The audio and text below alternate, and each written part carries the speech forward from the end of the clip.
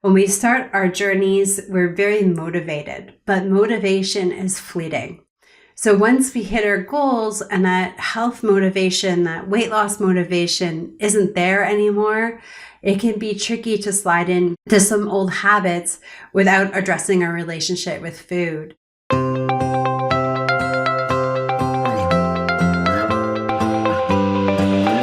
Hi everyone, it's Megan Ramos here with another episode of the Fasting Method podcast. Today, I get to answer your questions. Now let's dive in. The first question comes in from Jenna in Michigan. Why is it that when I'm consistent with fasting in my diet, my PMS and period symptoms, cramps, headaches, backache, etc. are lessened? Does it have anything to do with insulin? And the answer is yes. Hyperinsulinemia causes imbalances in our sex hormones. And it's those imbalances in sex hormones that often result in those PMS symptoms. If our sex hormones are in good balance with one another and are at the appropriate levels that they're supposed to be in the second half of our cycle, that luteal phase, then we shouldn't really experience too much of any type of PMS symptom. But with our modern diets of highly processed and refined foods, we do tend to have a lot of hyperinsulinemia around and imbalances in sex hormones as a result. When someone is consistent with fasting and diet, they reverse their hyperinsulinemia or insulin resistance, then they notice that they almost never have any symptoms of PMS, or it's extremely mild compared to what they used to experience. So that's one of the benefits of getting your hormones, your insulin all sorted out. Question number 2 comes in from Amy in South Dakota. I keep hearing mixed answers about fasting for polycystic ovary syndrome, or PCOS. Some say it's really beneficial, and others tell me to eat 5 to 6 small meals a day and not to fast or have coffee on an empty stomach because of the cortisol response.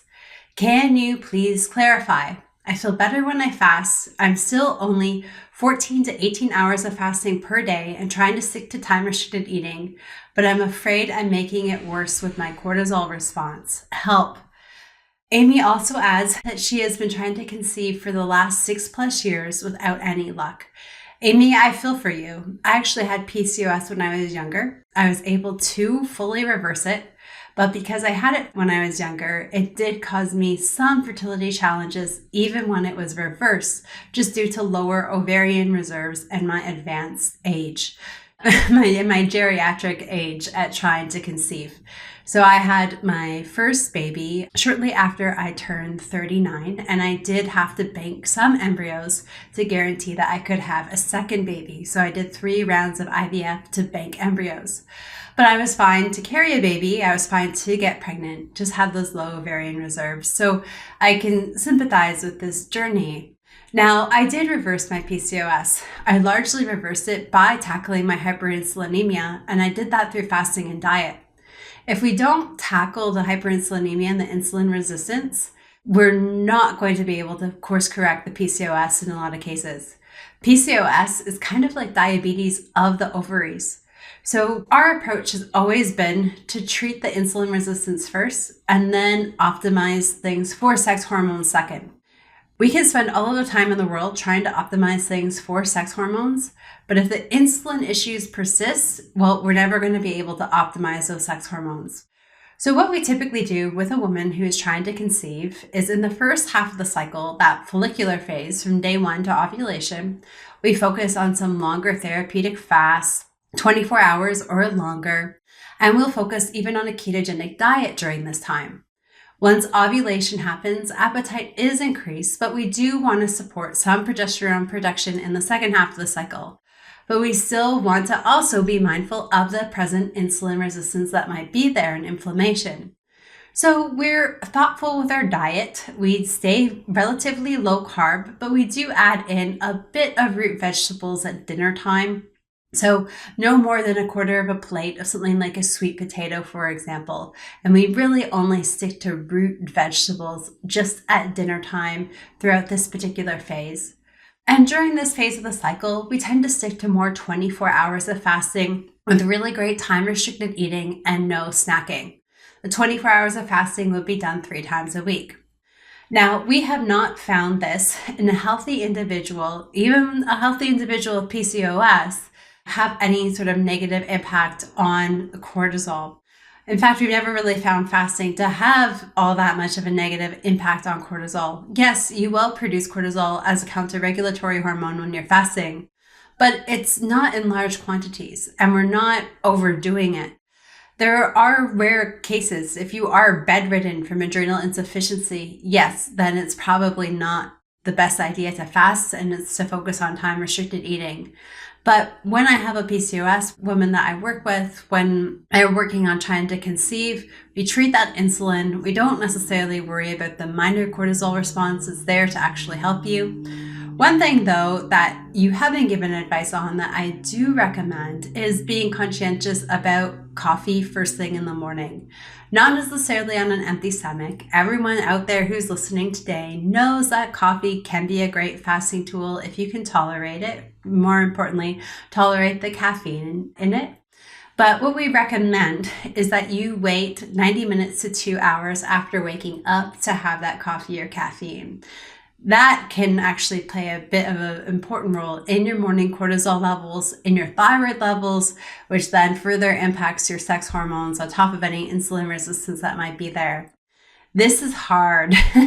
This is difficult because during my whole conception journey, I too did this to further optimize things. I didn't want to take any chances. I wanted to make all my fertility journey as optimal as possible. And then of course, throughout pregnancy and now breastfeeding with this little guy that I have. And it's difficult to delay that morning caffeine, but it gets easy with time. Instead, I have a glass of warm water with some lemon in the morning. I add in a pinch of salt, and that's become a new ritual as well. Throughout pregnancy, I would have mint tea first thing in the morning, which really helps with a lot of nausea symptoms. So that is something else that you could also do even now while you wait to have your coffee, again, 90 minutes to 120 minutes after waking. The next question comes in from Sarah in Maryland.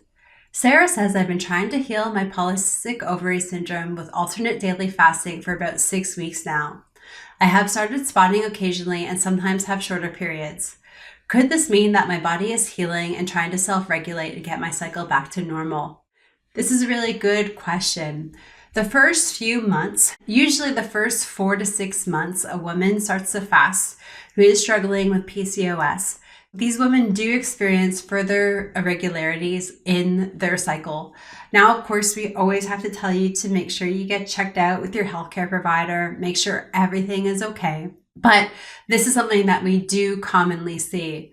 And to Sarah's point, a lot of it does have to do with the hormones rebalancing, reshuffling around. And at the end of the day, usually around 4 to 6 months, everything starts to regulate beautifully. Now, I say 4 to 6 months because life happens. If someone is fasting therapeutically 80% of the time, on their diet 80% of the time, there's no major disruptors in their journey, they're sleeping okay, not necessarily fantastic, but okay during that time, then usually after 4 months, these things sort themselves out.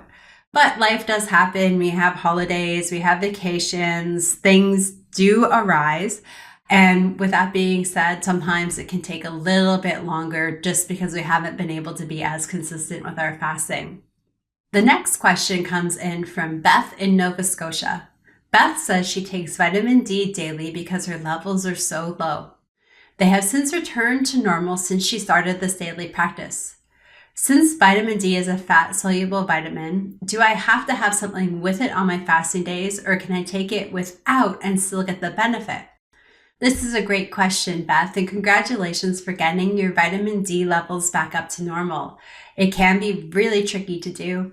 Recently, a lot of new healthcare practitioners that I've met since I've relocated to California and had a baby have been astonished that I have normal vitamin D levels because it's so hard to get normal vitamin D levels. It takes a lot of work and managing.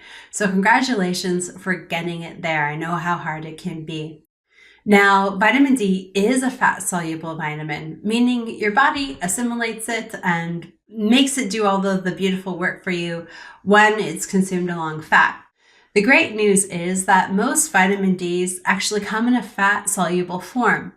Most of the vitamin D supplements are suspended in a type of fat like MCT oil, coconut oil, sometimes organic olive oil.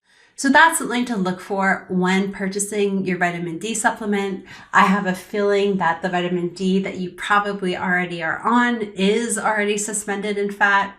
I know my vitamin D is suspended in MCT oil. But it's very common, more common than not, to find your vitamin D already in a fatty solution to make it a useful form when you consume it.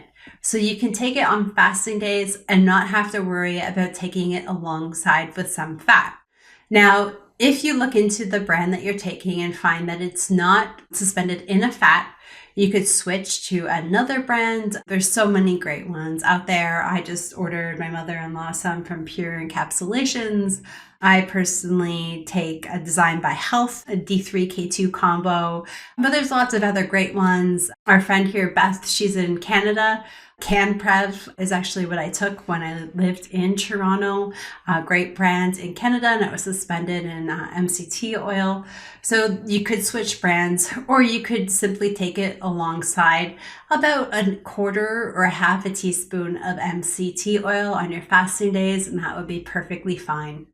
The next question comes in from Michelle in British Columbia. Should you eat dark chocolate every day? I recently read a study that says the research findings suggest that eating 48 grams of 70% dark chocolate each day may help lower fasting glucose levels and reduce insulin resistance. I've also heard that dark chocolate reduces LDL cholesterol. Do you agree with this? Well, I do love me some dark chocolate on occasion. It's better to get over 85 if you can work your way there.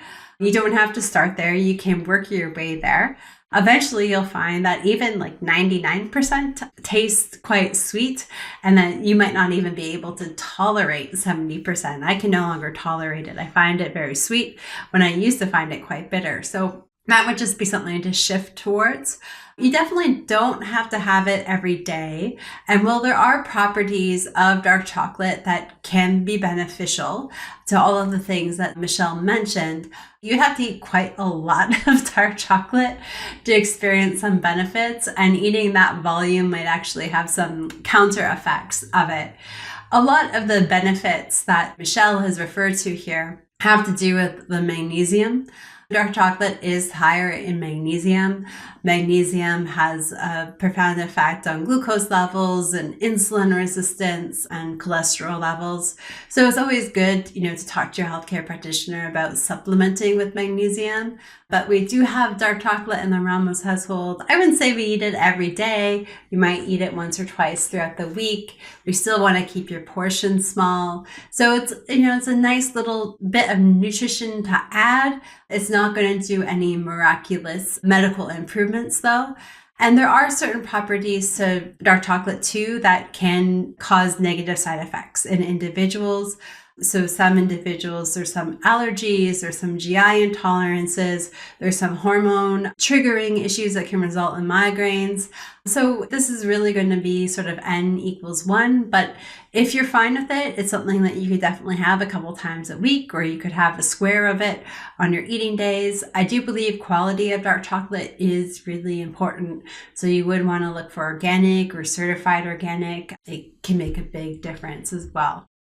The next question is, I need some mindset help. I am 53 and have spent most of my 40s gaining weight.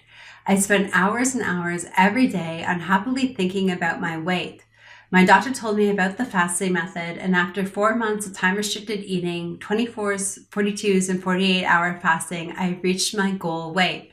I was looking forward to the mind freedom, but it's been 9 months now, and I'm still consumed by thoughts about weight and fasting. I eat whole foods, little sugar, processed and refined foods, and fast 24 to 48 hours, 3 times a week with time-restricted eating the rest of the time. I want the mental health freedom that so many people talk about. Help. I'm so sorry that you're struggling with this. I think so many of us do. When we start our journeys, we're very motivated, but motivation is fleeting. So once we hit our goals and that health motivation, that weight loss motivation isn't there anymore, it can be tricky to slide in to some old habits without addressing our relationship with food. And I know that I've quite famously said that in 6 months, I lost 60 pounds and reversed PCOS and fatty liver and type 2 diabetes. But it took me several years to really sort of navigate my relationship with food. It was a complex relationship. What helped me the most was actually becoming friends with my great co-host, Dr. Terry Lance. I really credit Terry for teaching me the skills and the mindset and the habit strategies that I needed to not transform my body. I transformed my body with fasting and nutrition, but she helped me transform my mindset and my relationship with food. I love food. I have a great relationship with food, but I have a healthy relationship with food now. I have a healthy relationship with healthy food, and I have a healthy mindset when things do pop up. It's now not what I gravitate towards when I'm feeling sad or upset or stressed out or want to celebrate something. But food is still a joyous part of my life. And I really attribute that to the work that I do with Terry. So I would definitely check out Terry's podcasts. She's done a lot of mindset podcasts. They're all truly phenomenal. I think a lot of the client stories that we do tell, both Terry and Nadia have told on the podcast in the past, are really wonderful because you get to hear how these individuals, the tools they've used, transform their mindset. And they're so different because each one of us is so different and we have different hurdles. But my friend who wrote in here, you're not alone. If you join the Fasting Method community, it's a self-guided program, but we have over 30 live events every week. And Coach Terry hosts 3 of those events: healthy mindset, healthy emotions, healthy habits. And Coach Heather also hosts a healthy habits meeting every week. So we've got 4 hours of our community just dedicated to these discussions. And what you'll find is a Zoom room of dozens of people who are experiencing the same thing and sharing and trying to help things out with the expert guidance of Terry and Heather. Alternatively, too, if you find you need a bit more support, both Terry and Heather do group and one-on-one coaching. So that might be something that you want to look into for support. But you're not alone. We've just got to figure out what's going on, what makes you tick, and how we can troubleshoot with that. The next question that came in was from Michael from Israel. I'm a 40-year-old female and I have lost 53 pounds following different protocols, but mostly intervals of 24 hours of fasting 3 to 4 times a week and following time-restricted eating the rest of the time. Recently, I also added in 142 fasts a week. I've noticed that I'm just not hungry. I end up eating based on the planned windows, which are scheduled around my workouts and a busy schedule. Should I wait for hunger or should I extend my fast further? I feel more like I want to eat rather than need to eat. This is a lot of great information. And I'm going to unfortunately have to say it depends. Now, congratulations on the 53 pounds that you've lost, but it will depend on the amount of fat that you still want to lose. So if we have over about 30 pounds to lose and your doctor says that you are able to fast longer, then I would probably extend 42s to 48s and maybe do a couple of them a week, or do a 48 and then 2 24s a week. And that will often help. Often we find we're just not that hungry because we're burning a lot of fat during our fast and we're fueling off of that. But if you are looking to lose less than 30 more pounds and you are working out, your mental desire to eat probably is also a bit physical. Not that you necessarily need a high volume of food, but your body is probably craving some protein. So if you're in that boat, I would still stick to some structured meals, even if the appetite isn't ravenous at that time, and you do feel that it is a little bit mental. So this is a little nuance. This would require a little bit more information to provide some guidance. This is a very general response to this question. This is where sometimes coaching can help navigate these individual nuances a little bit more, but hopefully the general answer works and you're able to provide some guidance from that as to where to pivot next, my friend. The next question says, I keep hearing that fasting is different for men and women, and that women can actually gain weight if we fast at the wrong times. I am a 48-year-old woman. Is this accurate? Women are more complex hormonally. So postmenopausal women and men can fast just the same all of the time and get very good results across the board, very comparable results. Women going through perimenopause tend to struggle the most, and we usually recommend that they stick to 3 36-hour fasts a week and really making sure they're prioritizing protein on their eating days. And this usually generates quite good results for women that are in the perimenopause boat. Depending on where you sort of are on the menopause continuum, though, if you're approaching the end of the whole journey, then often women get a lot of the same results for men. We even heard from another woman who wrote in one of these questions saying that even during perimenopause, they did 42s, 48s and reached their weight loss goal. For some women who really get in a good amount of protein, that also works. Usually you find 336 works the best. Now, when women are cycling, we usually encourage longer fasts in the first half of their cycle from day 1 to ovulation. And then from ovulation to the end of the cycle in that luteal phase, we prefer shorter fasts during this time. And we do encourage some carb cycling during this time as well, just to optimize their sex hormones. So there are some nuances for cycling women. Perimenopausal women, again, we really need to prioritize that protein intake. And so we try to spread it out over 3 meals to make sure we're getting enough. We do like to eat breakfast for perimenopausal women to help blunt some cortisol responses in the morning time. That's not always necessary. Too, if you are someone who's willing to delay your coffee a couple of hours, that might also be enough to help and make 42s a lot more effective. And our last question for today says, do you have any tips for fasting when you have ADHD? Specifically, the lack of dopamine and how food can be a source of dopamine. What other ways can we get dopamine, especially in the immediate and easy way that eating provides? This person also noted that I had talked about my previous experience with ADHD. So yes, I was thrown on ADHD medication my second year of undergraduate studies. I would sit in the front row, I would doodle and never pay attention. I would somehow come home and figure it out. And my ecology professor called me out on it because I would get the highest grades on every test, every exam. And she knew I clearly wasn't paying attention. I guess I was exhibiting a lot of signs of ADHD, inattentive type. So I did start taking Vyvanse. It was brand new back then, and it became a survival tool until I started fasting.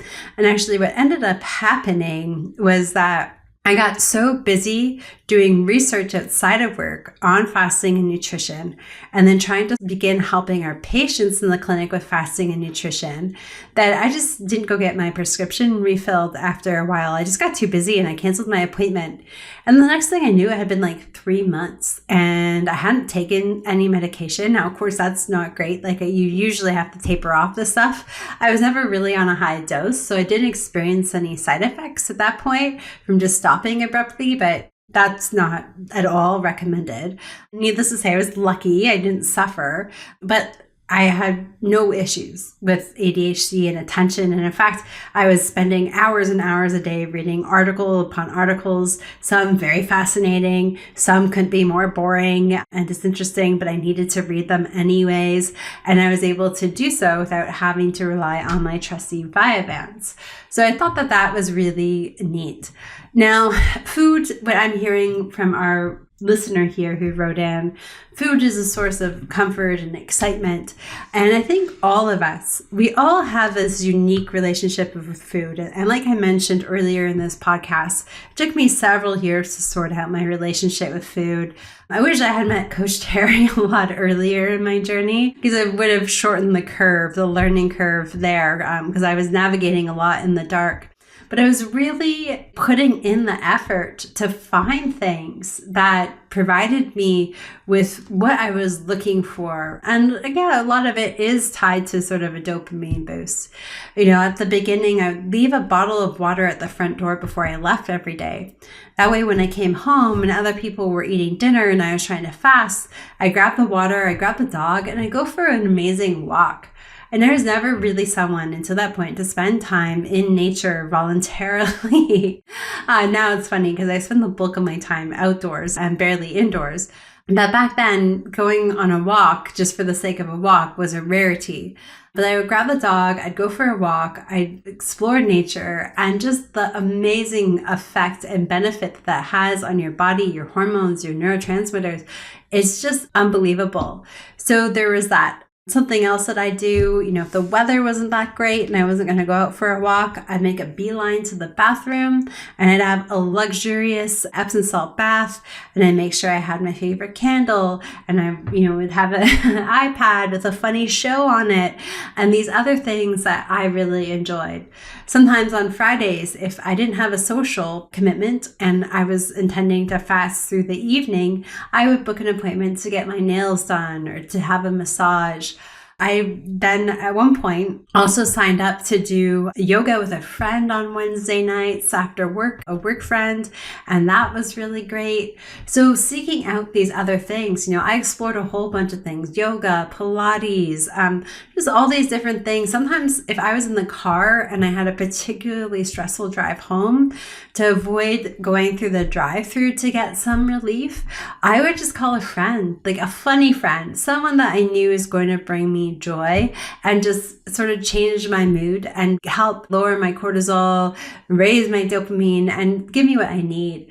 So it's really about exploring, and you've got to put in the effort to explore. I sat down and I started writing all of the things that I enjoyed, things that I could do, coming up with game plans, seeing what worked, what didn't work. If something didn't work, not letting it beat me down, just going back to the drawing board and trying out new things.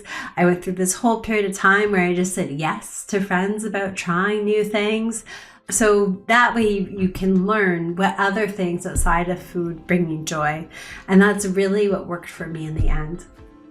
All right, everyone, thank you so much for sending in your questions. If you'd like to submit a question for one of these podcasts, check out the Google form in the show notes and we'll be happy to tackle them. But for now, we'll see you next week with another episode of the Fasting Method Podcast. Bye for now.